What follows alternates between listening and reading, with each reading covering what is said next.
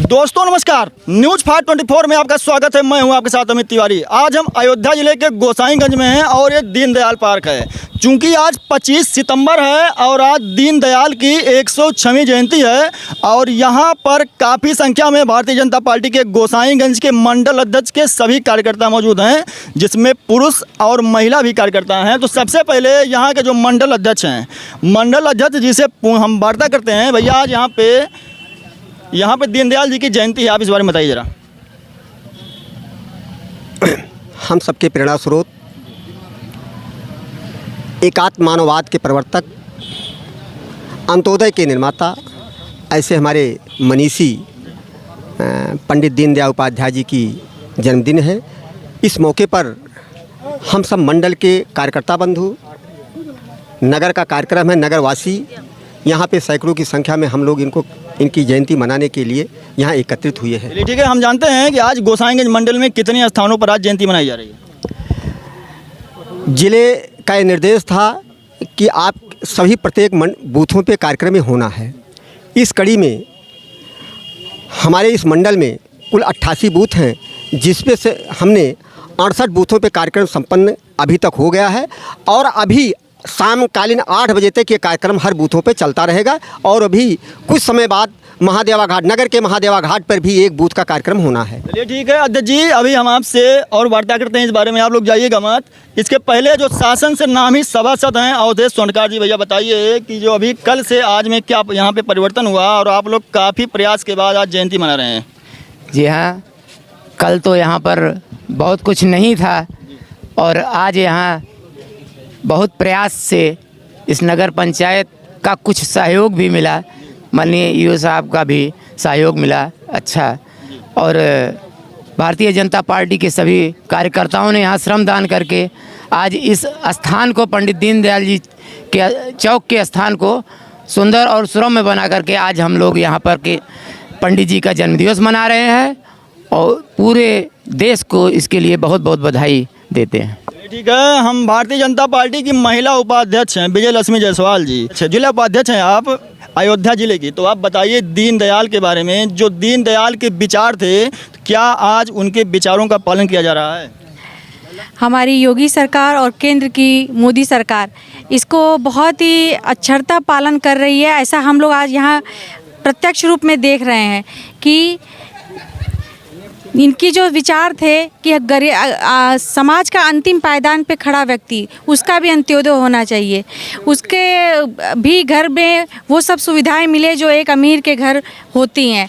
इसके लिए चाहे वो भोजन की व्यवस्था हो, चाहे शिक्षा की व्यवस्था हो, चाहे उनके जीवन स्तर में परिवर्तन लाने की भी बात कही हो, वो सब हमारी सरकार जो है उसको एक एक करके पूरा करती जा रही है।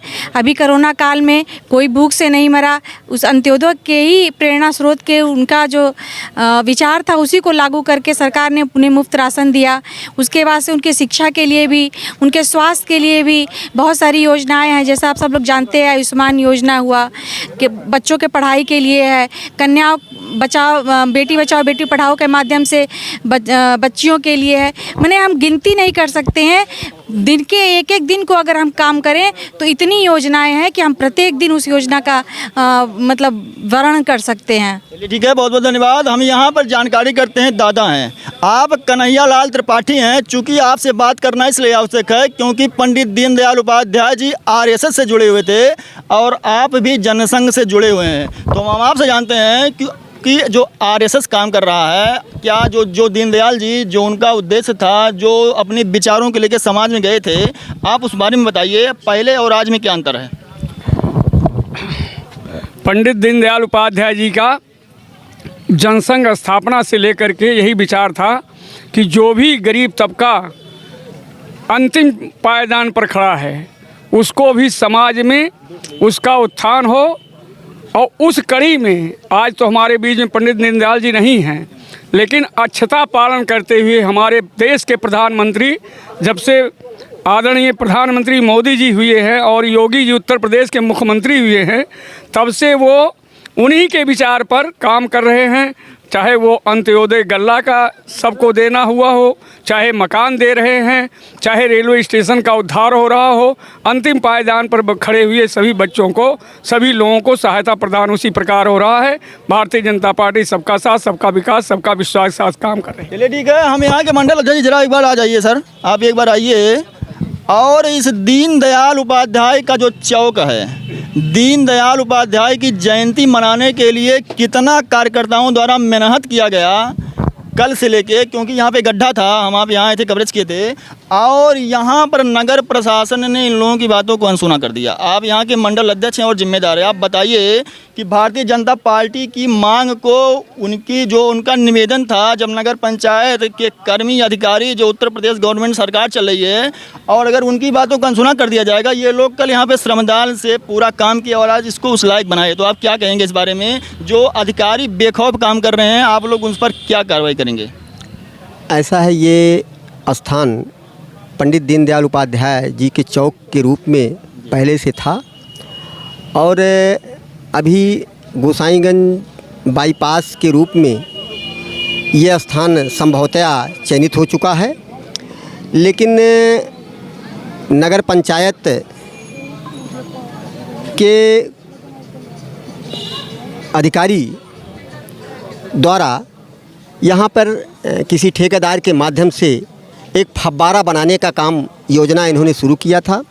लेकिन जिस दिन जेसीबी आई या मशीन आई काम करने के लिए, उस पर चूँकि स्थानीय नेता के रूप में हमारे शेखर भाई हैं, जो भारतीय जनता पार्टी के वरिष्ठ कार्यकर्ता हैं, इन्होंने मुझको सूचना दी कि ये मामला है।